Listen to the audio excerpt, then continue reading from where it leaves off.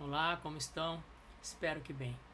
Bom, venho hoje outra vez, como eu tinha dito antes, agora uma resposta à crítica, não especificamente dos fundamentos da prática da filosofia clínica, mas agora eu venho responder uma crítica da filosofia como terapia, né? Ou dentro do mundo das terapias.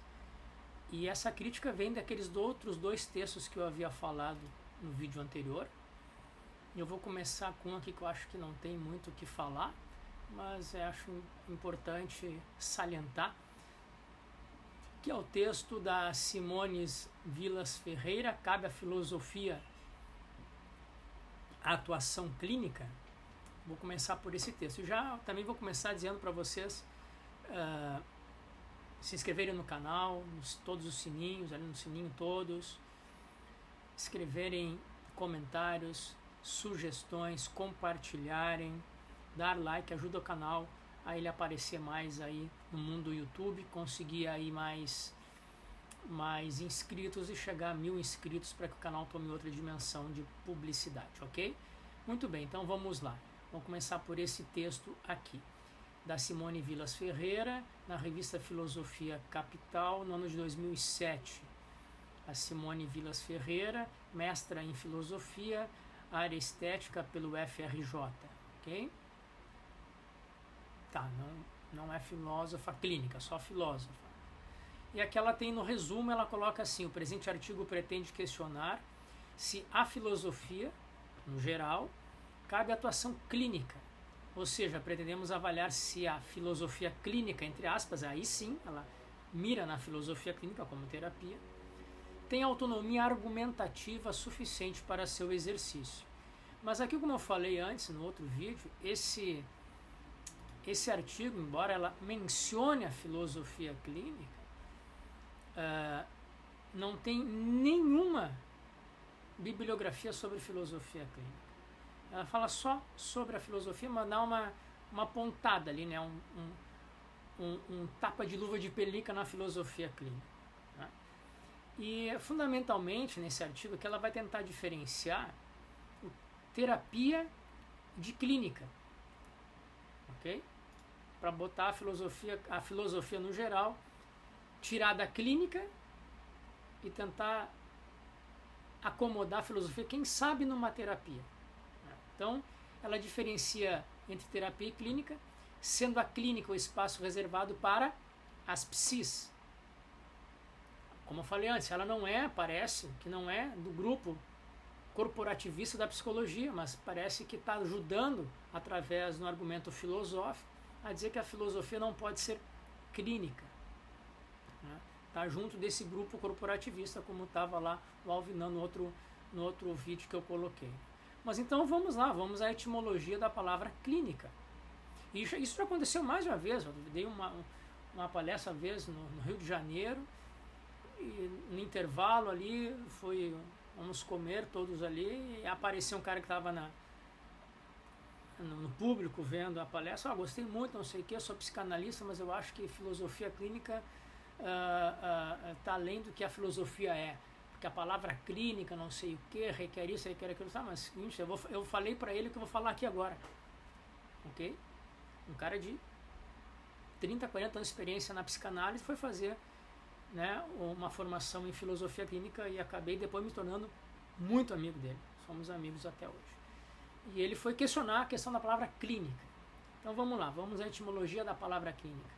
A palavra clínica vem do grego klinikos, que significa atendente de cabeceira, mais ou menos. Na verdade, isso já é uma abstração, já é um segundo significado. A palavra klinikos deriva da palavra kliné, que é cama, ou divã, ou até sofá, né? Tipo de poltrona. Isso que é kliné. Inclinar-se é sentar em uma poltrona dessas, uma cama, né, para receber um tratamento, um cuidado, uma terapia. Em latim, ela se tornou conhecida como clinicus, ok? Mas originalmente, portanto, a palavra clínica refere-se ao ato de estar ao lado de quem vai receber um tratamento, observando e cuidando. E quem faz tratamento é um terapeuta, ok? A terapia e essa postura de estar sentado para receber o tratamento em uma clínica, essa estrutura é a estrutura do cuidado, é a estrutura da clínica, que se dava fundamentalmente pela medicina de Galeno, de Hipócrates e de outros. Okay? Então, como um contexto, como um significado material, é uma cadeira, é uma poltrona para inclinar-se, sentar, para receber. Bom, isso era em todas as casas, tinham clines, clinai, tá? Tinha. Mas acabou se estruturando através desse horizonte de cuidado. O cara chegou sei lá, ferido da guerra, senta aqui, te inclina aqui, te coloca aqui nesse clínicos, e a pessoa, médico, terapeuta, vai fazer a terapia, qualquer pessoa, terapeuta não era uma pessoa, era aquela pessoa, seja qual for, que fosse ter o cuidado, que fosse estar atenta ao contexto de uma terapia, de uma cura, de um cuidado, ok? Bom, já na medicina, a clínica significa isso, o espaço prático onde tem a observação, quem sabe um diagnóstico ali entre paciente e médico, onde se executa um tratamento ou uma profilaxia. É uma relação direta entre médico e paciente. Já não é mais para qualquer pessoa. Já ficou uma questão entre médico e paciente. Na antiguidade, qualquer pessoa que estivesse nesse horizonte, que era o terapeuta, estava no horizonte da clínica terapêutica. Agora aqui já tem um corporativismo médico, para médico e paciente. Ok? E aí já distancia também do puramente teórico. Né? Não é uma teoria, é uma prática médica, uma praxis. Né? Já nas psicoterapias, a prática clínica, ou seja, a psicologia já tirou da medicina, né? Foi lá, usurpou da medicina a palavra clínica, que era do ambiente médico, não teórico, ok? E nem laboratorial, mas ali naquele diagnóstico, naquele tratamento, naquelas primeiras observações. Ali é clínica médica. A psicoterapia já usurpou a clínica para levar para uma prática também teórica da linguagem, um outro tipo de observação. Né? Também mantém o que aí? A raiz do cuidado individual, como a medicina moderna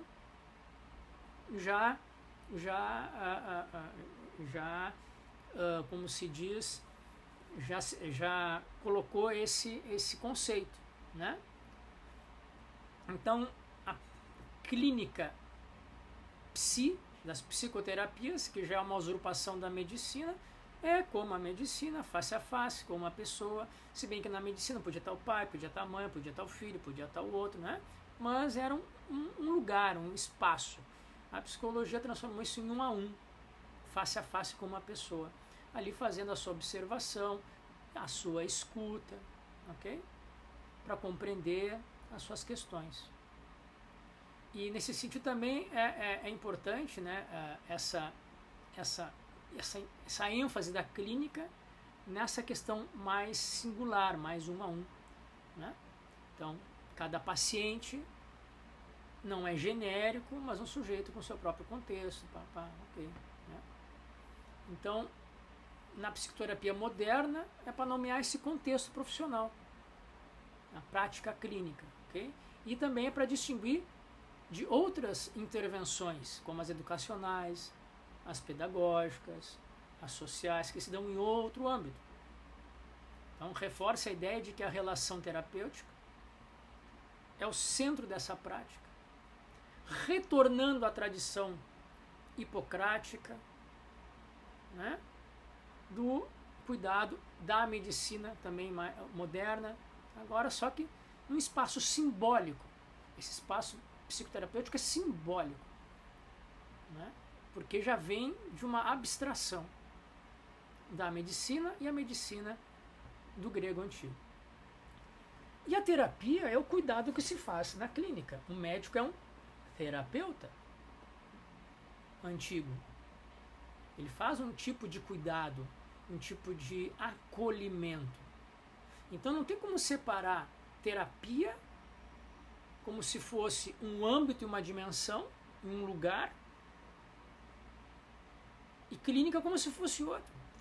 Para depois enfiar a filosofia lá na terapia, mas não na clínica. Porque não são dimensões diferentes, mas uma composição do mesmo ato de acolhimento e cuidado a partir de um certo horizonte, de um certo lugar, de uma certa forma de realizar isso. Então ela parte, né, de dois conceitos que ela sedimentou como se fosse assim. A Simone Vilas Ferreira, né? Sedimentado na cabeça dela, de que clínica é uma coisa médica psicoterápica, né? E outro conceito sedimentado é que a filosofia é um instrumental teórico com conceitos próprios. Sim, vale sim, a psicologia também, a medicina também, a psicanálise também. E que esse instrumental teórico, ela diz, é muitas vezes contraditório. Então, não pode cuidar de uma pessoa que precisa de uma resposta, de um caminho, de um acolhimento clínico-terapêutico. Mas aí também é um outro engano, porque o fenômeno humano é plural e contraditório. E o fato de a filosofia como instrumental teórico ter contradições ou contrariedades ou oposições é o que é válido nela. Pois é isso que evita que a filosofia seja dogmática e que congele o pensamento a respeito das condições do ser humano, da sua condição de vida, da sua natureza, da sociedade. E a partir desse não congelamento, exatamente pelo jogo de oposições, como diria Heráclito, é que surgem as possibilidades de pensar o ser humano das mais diversas formas e não congelar num dogma. O ser humano, a natureza humana é assim, ganhou Platão a conversa. Não. A ética é assim, ganhou Aristóteles a conversa. Não é assim que funciona a filosofia. Ela precisa do contraditório, da oposição, do jogo de oposições. Porque é a partir desse jogo que se mantém em aberto a pluralidade, o pensamento, não a resposta, o pensamento para os novos caminhos do ser humano. A resposta quem vai dar terapeuticamente é a própria pessoa que está na terapia, não é o terapeuta. E se o psicólogo pensa que ele tem a resposta, dogmático.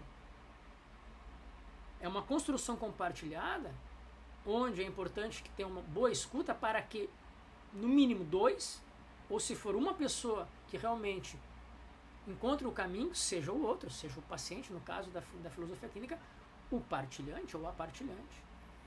Então até eu vou indicar, não vai chegar nunca nessa pessoa aqui, na Simone, porque isso aqui é de 2007, nem sei se ela se interessa por esse assunto, mas eu indicaria ela, inclusive, um curso que eu estou realizando, um curso EAD, um pós-EAD que eu estou realizando, ele está na 13ª, 14ª aula, não sei. Cada semana eu coloco uma aula nova no portal, que é de filosofia para terapias contemporâneas. Exatamente para ampliar para os terapeutas da contemporaneidade, que estão muito fechados, muito cerrados, muito vinculados às suas próprias prescrições e teorias e se esqueceram que vieram da filosofia e da sociologia e da antropologia, de novo tentar ampliar a sua possibilidade de perceber o fenômeno humano em terapia, independente da terapia que façam, através dos conceitos e pensamentos da filosofia. Ou seja, é exatamente para isso que serve uma formação de filosofia para terapias contemporâneas. Para que as pessoas possam ampliar o leque de possibilidades de compreensão do fenômeno humano quando estiverem com a sua terapia em atividade. Então, e até é estranho, porque, como eu falei antes, né, no outro vídeo, a psicologia, inclusive, quer ir à filosofia hoje. Quer ser fenomenológica, existencialista, estão lendo Husserl, Heidegger, Sartre, hermenêutica da compreensão, por exemplo. É isso, eu acho fantástico esse movimento. Ao contrário, temos que integrar esses movimentos e não separá-los. Né? Então, para piorar, nesse artigo dela, sempre pode piorar, ela escreve: ser filósofo é uma habilitação ampla das mais requisitadas hoje em dia. Aonde? Que mundo que ela está? Porque vai ao encontro do que o mercado privilegia. Olha, eu estou na Europa. E aqui é uma dificuldade, chama oposição aqui, que seria fazer concursos públicos para todas as áreas, é muito complicado. Para a filosofia é uma das mais complicadas, porque não tem vagas para a filosofia. E olha que a filosofia aqui tem outra aceitação cultural que na América Latina, principalmente no Brasil. Então aqui, viver de filosofia é complicadíssimo. Porque não tem vagas para a filosofia, porque as pessoas não procuram a filosofia. Então não sei onde que ela está, que ela diz que a habilitação ampla e mais requisitados hoje em dia, isso não confere com a realidade, a não ser que me mostre que a realidade é essa, me dê aí dados. E porque ela vai ao encontro do mercado, o mercado quer tudo menos pensar e reflexionar sobre suas próprias práticas. Ao contrário, o filósofo é sempre clicar a pé no saco, que atrasa o processo. Pera, antes de fazer melhoramento genético, vamos pensar nas consequências, se isso é ético. Porra, filosofia. Porra, filósofo. O Ivan Esquerdo, cara, era pra mim, não é mais um. Bom, minha concepção caiu. Mas ele é um dos grandes neurocientistas da atualidade. Tem ainda na PUC do Rio Grande do Sul, em Porto Alegre, o Instituto do Cérebro. E o cara era um cara aberto e tinha dentro da sua equipe filósofo. Um deles era professor da minha graduação, que trabalhava no Instituto do Cérebro. Olha só que fantástico. Um filósofo, um sociólogo, um antropólogo, cientistas, neurocientistas, todos juntos para tentar alcançar na sociedade, com as suas pesquisas, de uma maneira ética, responsável. Show, né? Só que, claro, aí ele se vendeu para a indústria farmacêutica, entrou uma grana e qual foi o primeiro da equipe que ele botou para a rua? A mulher do cafezinho ficou, o filósofo foi embora. Foi meu professor. O mercado não privilegia a filosofia. Não sei aonde. Né? Então, porque é uma formação humana ampla, de compreensão dos mais variados temas da cultura geral, capacidade de análise, extinção de problemas, etc. É a nova República Platônica. Onde é que está essa República Platônica? Mas é uma coisa tão disparatada, tão fora do real. Onde é que está o rei filósofo aqui? Onde é que na política? Me dá um político em qualquer lugar do mundo que tenha um filósofo como presidente da Câmara, do Senado. Onde é que está a República Platônica, quando o rei filósofo estaria sendo o grande medidor, a grande referência do desenvolvimento da polis, da cidade, do bem comum a partir da ética filosófica? Onde é que está isso? Onde é que hoje é a nova República Platônica? Mas eu juro que eu não sei onde é que essa pessoa vê isso. Né? Então, é tão disparatado, é tão fora da casinha esse artigo aqui que não vale a pena falar mais do que isso, entendeu? Então, eu acho que primeiro a questão da clínica, da terapia é uma bobagem, está tentando fazer uma divisão artificial de algo que na realidade não funciona, nunca funcionou e não funciona assim. Não sei qual é a raiva que ela tem da filosofia, para achar que a filosofia tem que ser colocada dentro, né, ser reduzida dentro do armário de almoxarifado junto com o balde de água suja e o esfregão, e ali ela fica. Eu não entendo o que leva ela a pensar isso, porque o que ela coloca aqui não tem sentido. Ainda mais pensando a filosofia, como ela coloca aqui, nessa dimensão social. Bom, é isso aí. Esse é o artigo, não tem muito o que falar, porque os argumentos são... Não tem nexo nos argumentos, e com as conclusões que ela tira, são coisas despropositadas e sem nexo lógico, ok? E real, e que tenha referência no real.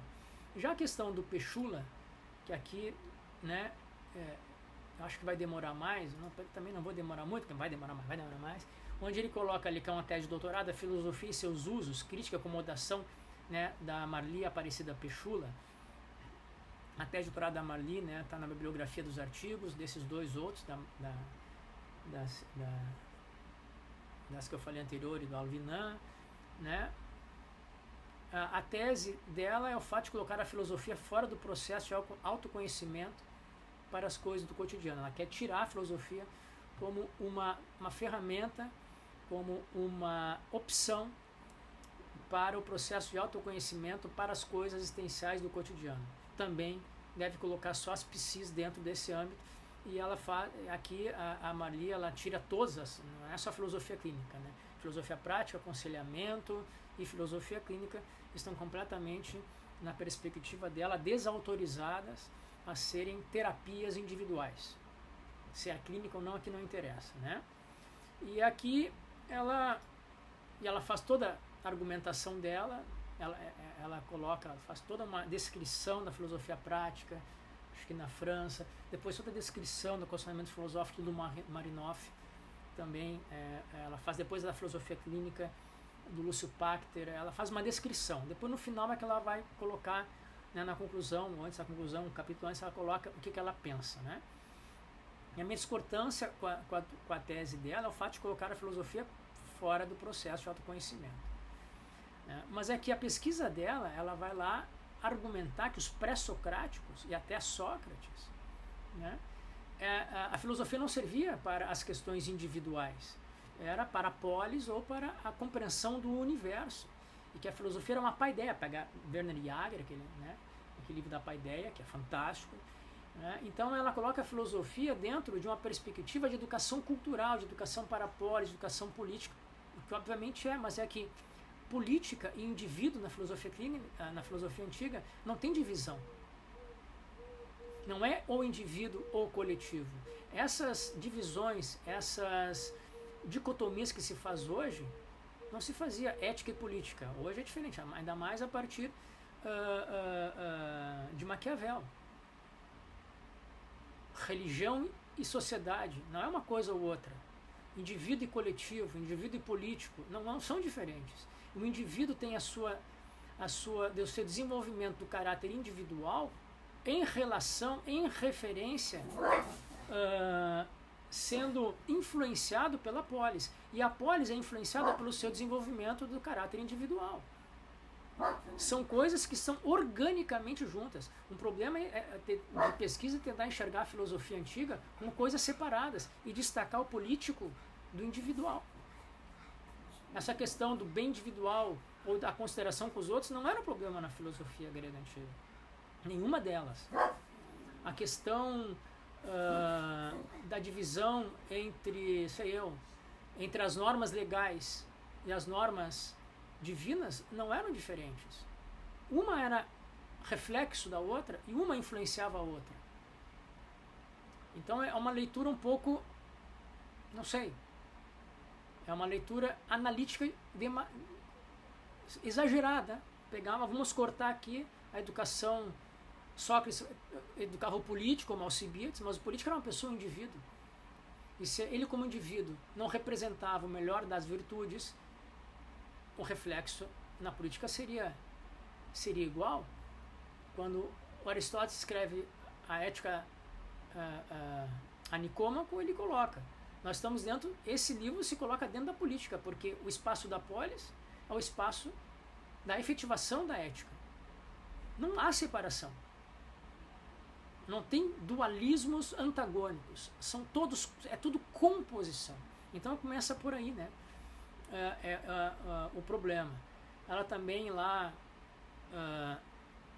E por causa disso, eu vou recomendar também, não sei se ela não conhece, deve conhecer, não sei. Essa de 2007, né? Eu acho que também esse livro não existia, né, quando ela fez essa tese. Mas eu vou recomendar que hoje, se ela vê por acaso isso, que ela leia um livro chamado Exercícios Espirituais e Filosofia Antiga, do Pierre Hadot, filósofo francês que morreu em 2002, alguma coisa. E eu vou ler aqui só uma parte desse livro, Filosofia, Exercícios Espirituais e Filosofia Antiga. Olha só, exercícios. Né? Então, só vou ler uma parte aqui do Pierre Hadot, um livro muito bom de ler, tranquilo, é de um filósofo, mas ele sabe explicar, ele coloca uma linguagem muito tranquila para pessoas que não são da filosofia compreender de uma forma geral o que é, na perspectiva dele, a filosofia. Foi ele que trouxe de novo essa perspectiva da filosofia como terapia, né? Como autoterapia, como autotransformação pessoal. Okay? Então ele começa assim, aprender a viver. Pô, Luc Ferry tem Aprendendo a Viver. O Luc Ferry, francês, tem um livrinho muito bom sobre isso também, vale a pena ler. Né? A filosofia como teoria da salvação, não só comunitária, mas para cada um. Okay? Então aqui o Pierre Hadot diz assim, ó, nas escolas... Ah, e outra coisa, a Péchula, né, ela parou no Sócrates, Aristóteles e Platão. Ela não foi as filosofias grego-romanas, né?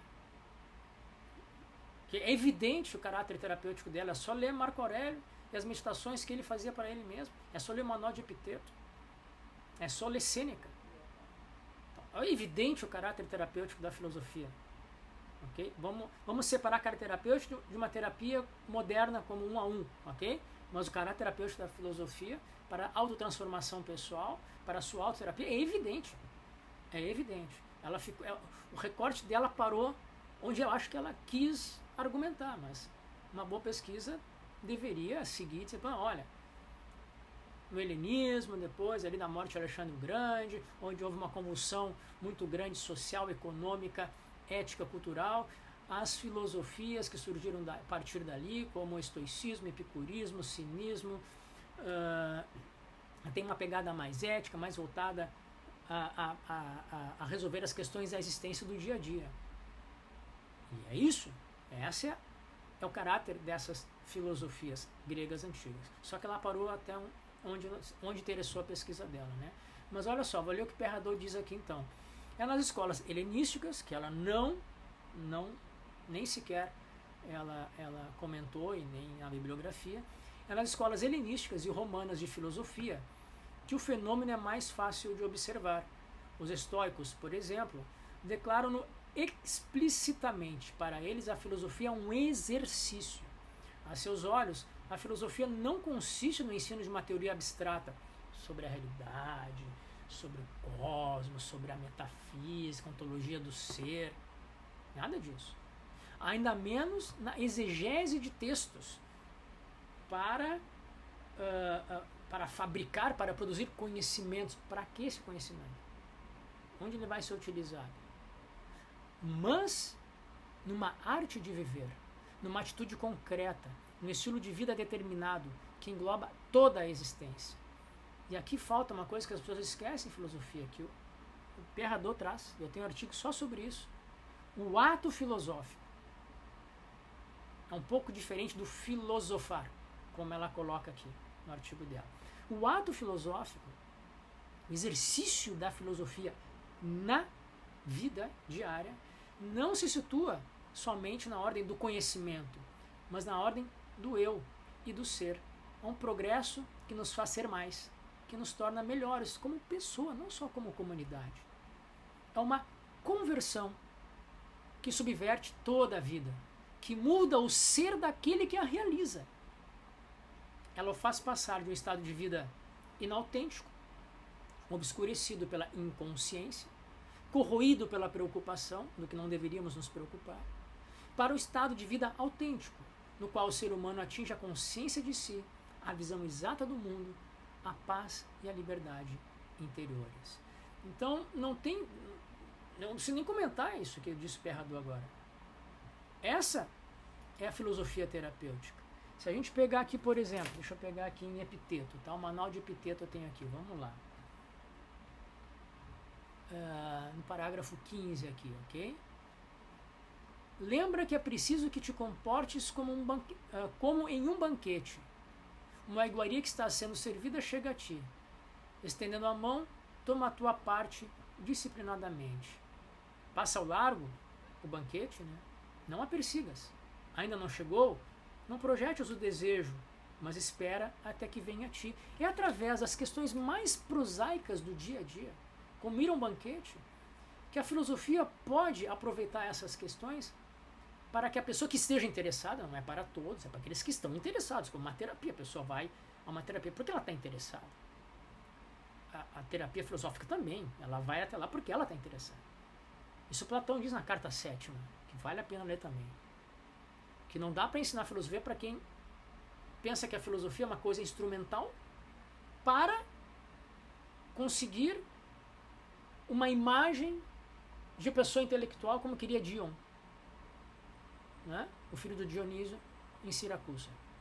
Ele se deu conta ali, Platão, que filosofia não pode ser uma imposição no filósofo para os outros. Por isso a escola filosófica. Quem quiser que venha. Mas quem vai ir ali não é só para se tornar bom cidadão, é para melhorar a sua vida pessoal, individual. Pegando aquelas informações e levando para si e fazendo a sua terapia e sua elaboração interna. E pergunta para o professor, fala com os colegas que estão na escola. Mas é uma melhora individual. E as coisas da vida são importantíssimas para que a pessoa possa medir o quanto que ela está desenvolvendo para um lado ou para o outro, as virtudes ou vícios. Na outra aqui, 16. Quando vires alguém aflito, chorando pela ausência do filho ou pela perda de suas coisas, toma cuidado para que a representação de que ele esteja envolto em males externos não te arrebate. Isso aqui já é um ensinamento estoico sobre o que depende de nós e o que não depende de nós. Vinculado a uma ajuda a outra pessoa. Mas tem prontamente a mão que não é o acontecimento que oprime essa pessoa, mas a opinião que ela tem sobre o acontecimento. No entanto, não hesites em solidarizar-te com ele, com tuas palavras, e caso caiba, em lamentar-te junto. Mas toma cuidado para não gemeres por dentro. Isso aqui tinha que estar na porta, na parede dos terapeutas, qualquer que fosse. Porque isso aqui é um processo terapêutico para outra pessoa. E junto aqui tem a teoria estoica sobre Efremem e o que está sobre nós e o que não está sobre nós. O 33,14 aqui, vamos pegar mais um aqui só para acabar. 33,14, parágrafo 33,14 no manual de Epiteto, que você põe lá Aldo Dinucci, manual de Epiteto na internet, no Google, vai aparecer vocês baixarem gratuitamente. Então aqui 33,14 traduzido diretamente do Aldo Dinucci do grego antigo para o português, sem nenhuma interferência do inglês, do alemão, de outra. Né? Então, olha lá, nas conversas, desiste de lembrar frequentemente e desmedidamente as tuas ações e aventuras perigosas, pois não é prazeroso para os outros ouvir as coisas que te aconteceram quanto te é lembrá-las. Desiste também de provocar risadas, pois a tal atitude resvala na vulgaridade. Está falando do quê? De filosofia, mas a partir da onde? Do encontro, de um lugar, da polis, da cultura, da sociedade, da comunidade. Então, quer dizer, não tem nenhum sentido a Marília Aparecida Pechula querer desvincular a filosofia do processo terapêutico de autotransformação. O que diferencia a filosofia hoje, terapêutica, da filosofia terapêutica da filosofia grega antiga, é que a grega antiga não. O terapeuta, o professor, o Epiteto, o Musônio Rufus, quem seja, eles não eram.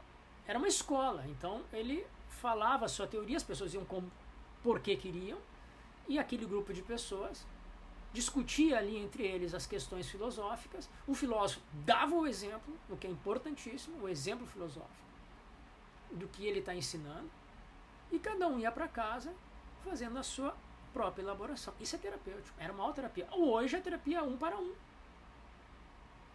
Vai num lugar com um filósofo, seja de que linha terapêutica filosófica, e conversa as questões. O filósofo pode trazer as questões da filosofia para dentro, como aconselhamento filosófico, ou não, uma filosofia clínica, que usa a filosofia para estruturar uma metodologia e não para colocar dentro da terapia pensamentos e conceitos, teorias filosóficas. O que pouca gente compreende, e nenhum desses que escreveram esse texto aqui compreende o que é filosofia clínica. Né? Então, eu não entendo, né, o porquê que Péchula também faz essa divisão. E depois, para piorar, eu acho que é a partir daqui que os outros artigos pegaram isso, né? Ela coloca a filosofia também dentro do sistema. Vamos ver aqui, estou aqui na tese dela. Nesse contexto de emergência do individualismo, de crise da metanarrativa na fala de Lyotard, da crise de grandes teorias totalizantes, do fim da história, do Fukuyama, denominada por alguns autores como pós-modernidade, que opôs a grande narrativa à pequena narrativa. A pós-modernidade opôs a grande narrativa, valorizando a história cotidiana, é que podemos inserir a filosofia prática. Mas o fato de ela surgir nesse contexto histórico não significa que ela reflita isso. É ir contra isso. É porque é um outro erro brutal pensar que a filosofia, em qualquer âmbito dela, seja feita para legitimar o status quo. A filosofia no geral, está aí a prova de quantos filósofos levados à morte. Sócrates, Sêneca, Platão foi perseguido, Aristóteles. Quer dizer, a filosofia jamais, na história da filosofia, até hoje, é usada para legitimar o status quo, o que está por aí.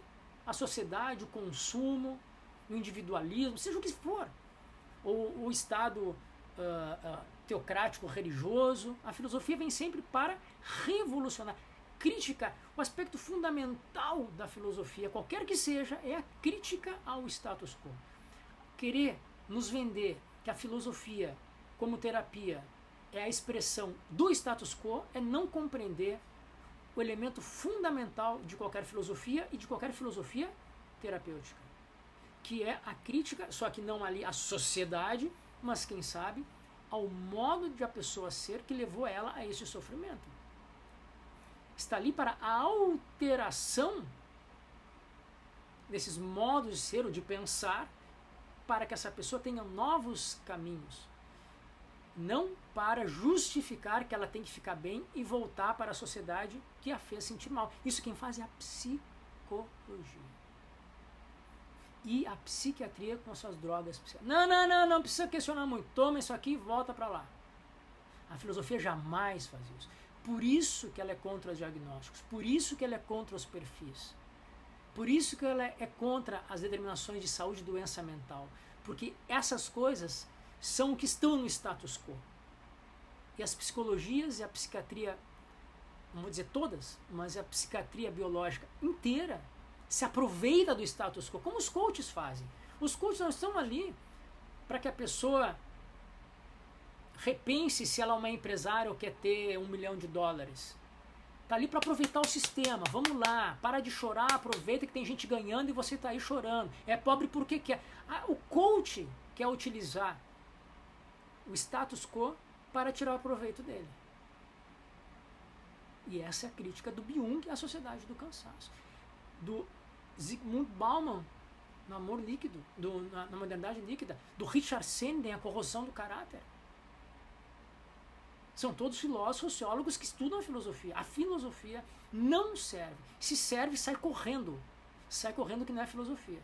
Estão enganando, disfarçando de filosofia. A filosofia não serve para legitimar e validar o status quo. Muito menos quando ela é uma terapia filosófica. Então, todo mundo tem direito de pensar o que quiser. Está aqui o artigo da Marli Péchula, né? Mas eu diametralmente oposto, né?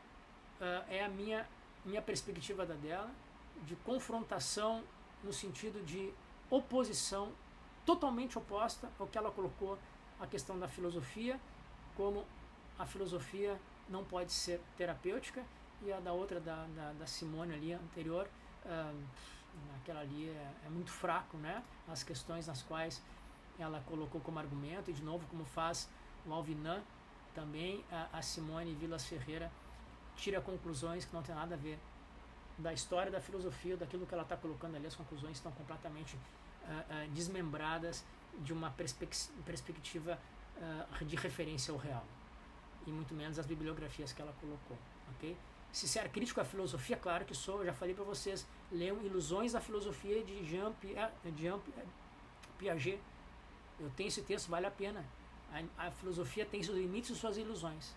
Mas essa questão da terapêutica está muito mal colocada, e a pesquisa da Marli aqui para no momento crítico que serve para ela e que ela faz, né, ignorância ativa. Finge que eu não vi, mas eu não quero saber. Né, ignorância ativa, né, porque não sabe. Está ali, se é uma pesquisadora, sabe que as escolas helenísticas são altamente terapêuticas. E, para finalizar, Hospital da Alma, Antíphon, Luc Ferry, ou foi o outro francês, que nunca lembro o nome dele, não é Lambadiou, um outro, que escreveu e colocou, né, que tinha, na época grega, ali de Sócrates, um cara, o Antíphon, que recebia as pessoas no seu lugar ali, sentar, e fazia escuta, e chamava aqui Hospital da Alma.